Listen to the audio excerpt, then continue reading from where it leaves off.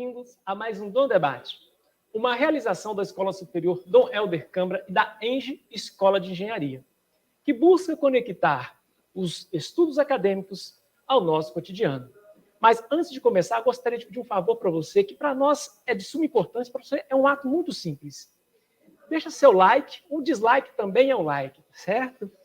Se inscreva no nosso canal e acione o sininho para receber notificação de cada vídeo com conteúdo de qualidade que eu sei que você gosta. Posso contar contigo? Então vamos lá. Desde as eleições presidenciais de 2018, o uso profissional das redes sociais tornou-se cada vez mais crescente. Em 2022 não vai ser diferente. E o que se questiona é como se deu essa evolução e qual a forma de controle dessas mídias, principalmente quando se fala de questão eleitoral. Para decifrar esses enigmas, nós convidamos Patrick Salgado Martins, professor da Dom Helder Câmara, chefe do Ministério Público Federal em Minas Gerais, e desde já agradeço a presença. Obrigado, Brau. Professor Patrick, a pergunta que não quer calar, a gente sempre ouve falar essa palavra, mas a gente ainda não sabe, assim, no populacho, o que é fake news? Notícias falsas, né? Acaba que o brasileiro tem o hábito de internalizar palavras estrangeiras e acaba por repetir essas palavras estrangeiras e se perde no conteúdo de cada palavra. São notícias falsas no gênero. Dentro desse contexto de notícias falsas, você pode ter notícias falsas com finalidades diversas. E uma delas pode ser simplesmente ofender determinada vítima, que eventualmente pode ser um candidato, como ofender todo um processo eleitoral, uma campanha, um partido. É aí que eu quero entrar. Existe previsão no Código Eleitoral, né, para quem divulga fake news, ou até mesmo pesquisa falsa, né, dentro do ambiente das redes sociais? Sim, o nosso Código Eleitoral ele é bastante antigo, da década de 60, mais para o final da década de 60, e ele já sofreu várias alterações ao longo dos últimos anos.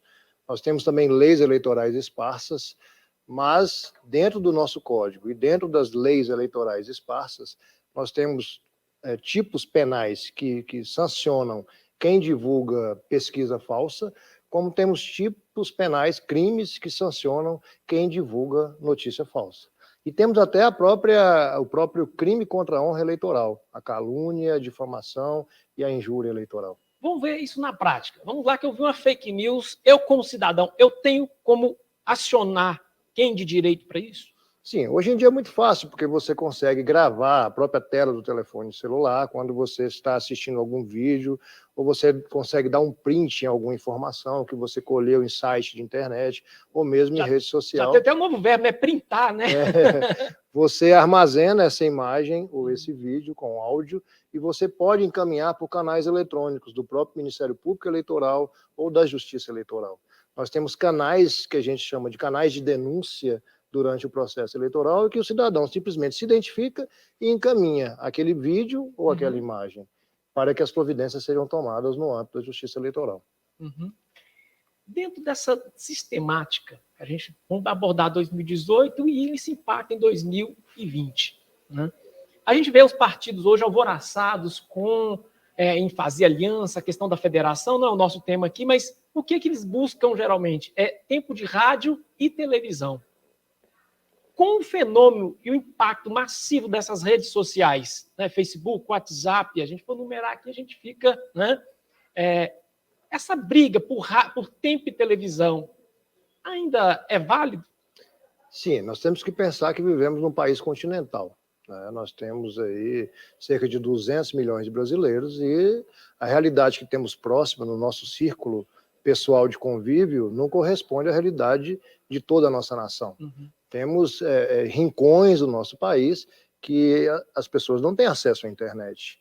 Há uma parcela considerável da população que não tem acesso à internet, muito menos a um smartphone, a um aparelho onde você consiga acessar Twitter, Instagram, Facebook e outras redes sociais. Então eu vejo sim que os outros meios audiovisuais de comunicação entre o candidato e o cidadão são ainda relevantes.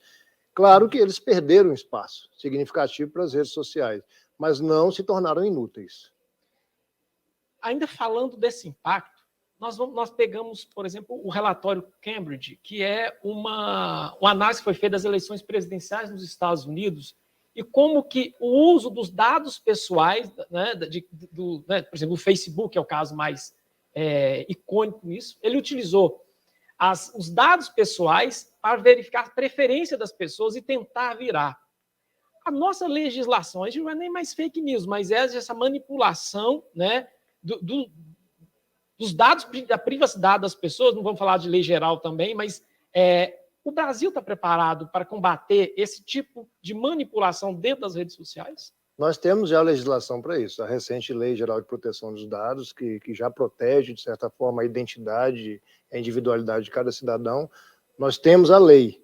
Só que existe uma distância entre você legislar, colocar no campo do direito uma norma e você executar essa norma. Você estabelecer meios de prevenir para que os dados não sejam usurpados e desviados com finalidades ilícitas. E, de certo modo, punir quem assim fizer.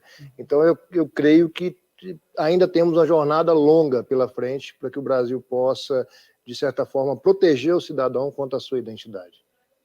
Eu digo isso porque no processo eleitoral a coisa é muito dinâmica. Sim. Né? Então, às vezes, o crime compensa. Ele coloca, manipula e tal. Se for pego, ele fala, nós já ganhamos a eleição.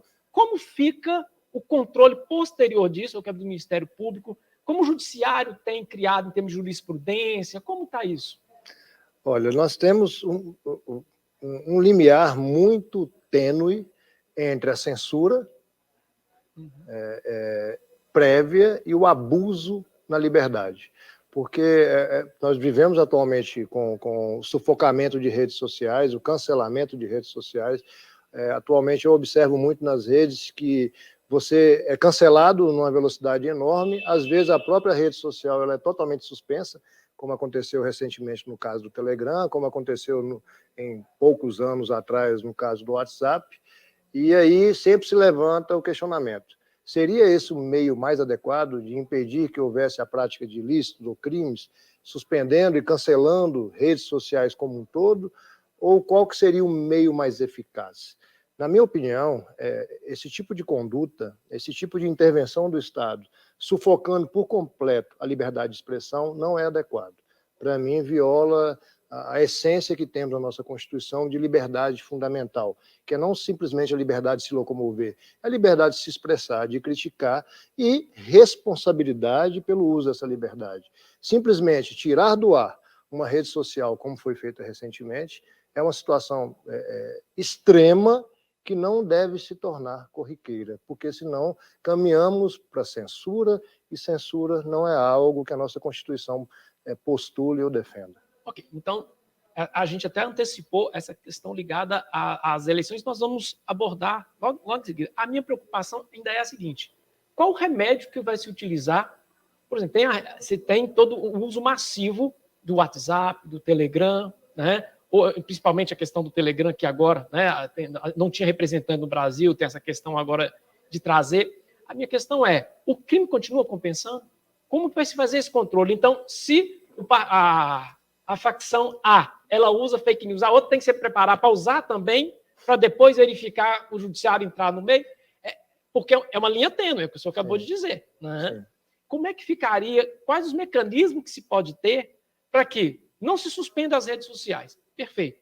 Tá, mas com o controle. Porque é o seguinte, você tem eleição dia 2 de outubro de 2022, e ali é voto na urna. Contou o voto na urna, não importa no wallet, tá certo? Não importa o cheiro, é voto. A gente sabe que na justiça eleitoral não é bem assim. Você tem as ações posteriores, as investigações, também não é o momento da gente abordar aqui. Mas quando se trata de um conteúdo tão dinâmico de disseminar como nas redes sociais, né? O grande problema primeiro pegar e fazer o controle. E o segundo a gente vai matar o boi por causa dos carrapatos, ou seja, a gente vai matar a rede social, porque né, ela está divulgando o controle, ou o processo democrático está digamos, em risco? Sim, o que deve ser feito? Tem que haver uma parceria, é o que o Tribunal Superior Eleitoral tem buscado, com as empresas que promovem a gestão dessas redes sociais. Twitter, Facebook, Instagram, LinkedIn, dentre todas que nós temos aí, WhatsApp, então Telegram, então se busca uma parceria entre o Estado e esses entes privados, para que o Estado coloque alguns postulados, vamos dizer assim, algumas ideias que são consideradas ideias que não podem ser mutadas, não pode haver mutação, não pode haver mudança, como uma ideia que é muito clara de que a urna eletrônica é segura. Então, divulga-se muita fake news de que a urna eletrônica não é segura, de que vai haver uma invasão da urna eletrônica brasileira, que não tem sindicância sobre os dados podem se perder, que vai haver alteração dos dados, porque por não haver impressão do voto, há uma fragilidade nesse voto e que só o Brasil não imprime. Então, esse tipo de discussão não pode ser admitida, porque eu trabalhei na Justiça Eleitoral, seja como procurador eleitoral auxiliar, procurador regional eleitoral substituto, procurador regional eleitoral titular, desde 2006 até 2017. Trabalhei como titular nas eleições de 2014 e 2016, como substituto na de 12 e 10 e como auxiliar na de 6 e 8. E sempre acompanhei as urnas eletrônicas. São extremamente seguras, auditáveis, tem um processo paralelo que a gente chama de votação paralela. Então, assim, veja bem, desde 2006 não há nenhuma notícia de fraude, de violação da nossa urna. Esse tipo de informação que eu estou dando um exemplo, ele pode ser, sim, cortado, impedido de ser divulgado, entre aspas, censurado. O que não pode é o Estado ultrapassar o limite do que ele diz ser verdade ou não. Ultrapassar o limite do que o cidadão pode criticar ou não. Pode um cidadão criticar um candidato? Pode. Eu acho que aí o Estado não poderia falar com uma rede social. Se alguém falar mal desse candidato, cancela a conta de quem estiver falando mal. Então, tem que estabelecer as balizas em que as redes sociais, como entes privados, num papel de colaboração com o Estado, possam censurar, cancelar licitamente o discurso. O problema é esse. Não pode censurar tudo, porque senão você não tem debate, você não tem discurso. A essência da democracia é o debate. Para a gente finalizar, pelo que o senhor está vendo até agora, né, nós vamos ter recorrência dessas suspensões das redes sociais durante esse período eleitoral ou não? Não é um negócio de mandinar, mas dentro da sua experiência que o senhor acabou de dizer aí. Se nós tivermos aplicadores do direito que respeitem a Constituição e que não trabalhem no limite, além do limite legal, com abuso, em inquéritos totalmente inconstitucionais, como nós temos visto, infelizmente, nos eventos recentes, se forem homens sérios, do bem, que respeitam a Constituição e a lei, isso não vai acontecer. Do mesmo jeito, se tivermos redes sociais que cumpram decisões judiciais, por mais absurdas que elas sejam, por mais que se discorde do conteúdo delas, decisões judiciais devem ser cumpridas para você manter um equilíbrio de poder e de força entre o Estado e a liberdade individual de quem resolve empreender nesse Estado. Discordou da decisão judicial, cumpra até que você possa recorrer e reformá-la. Então, nessa briga de forças, entre empreender enquanto ente individual, particular, privado, e o Estado respeitar a sua estrutura de força e de poder, eu acredito que isso não vai acontecer. Essa situação que aconteceu no passado não muito distante, de suspensão nacional do WhatsApp. Pois é. Que 2, 3 dias, né? E aí as pessoas descobriram outras redes. Foi quando surgiu no Brasil, se tornou conhecido o Telegram, que eles falam, o cidadão chama de Telegram. Né? Se tornou conhecido o Telegram porque suspendeu o seu WhatsApp. Agora suspende o Telegram. Daqui a pouco as pessoas vão descobrir novos meios. Então não adianta, é o tipo de abuso de força. Né? Para mim é o tipo de briga que não tem solução e que sempre prejudica. É como você ter uma praça pública onde tem um casal de idosos, um senhor vendendo uma pipoca, crianças brincando e um cidadão cometendo crime, independentemente desses outros indivíduos envolvidos nessa praça, e você resolve fechar a praça pública porque tem alguém que eventualmente cometa um crime ali. Na minha opinião, isso não deve ocorrer. E lembrando que nenhum direito, por mais fundamental que ele seja, ele é absoluto, porque todos nós devemos nos dobrar à Constituição. Professor Patrick, eu gostaria de agradecê-lo, né, pela presença, mas antes disso, eu fizer essas considerações finais para que a gente terminasse esse programa em grande estilo. Sim. Como se trata de programa relacionado a fake news e processo eleitoral, o alerta que eu faço é que tenham cuidado. Mesmo que você não seja a fonte primária da notícia, não encaminhe essa notícia. Não replique essa notícia sem fazer um controle de qualidade dessa informação, se essa informação é verídica ou não. Porque quem simplesmente propala ou divulga a notícia pode também ser responsabilizado civil e criminalmente pelo que encaminhou. Nós temos aqueles sites, né, boatos.com, entre outros sites. Dê um Google nessa informação, é tão simples, faça uma consulta, será verdade isso? Se você tem dúvida, não replique, não repasse, procure se informar, procure se esclarecer e faça o mesmo, oriente seus familiares, as pessoas próximas, que busquem a luz e não caminhem nas trevas das mentiras, das fake news, das dúvidas, do disse-me-disse, procure se esclarecer, é a única dica que eu dou, que é o que importa na nossa justiça eleitoral. É a verdade, é conhecer o seu candidato, na essência do que ele faz, do que ele fez e do que ele pode realmente fazer. Mais uma vez, obrigado, professor Patrick, agradeço a presença e agradeço especialmente a você que esteve conosco até aqui. Lembrando mais uma vez, clique no nosso canal, dê o seu like, se inscreva e também faça os seus comentários que nós também responderemos. No mais, muito obrigado, aguardo vocês até um próximo Dom Debate.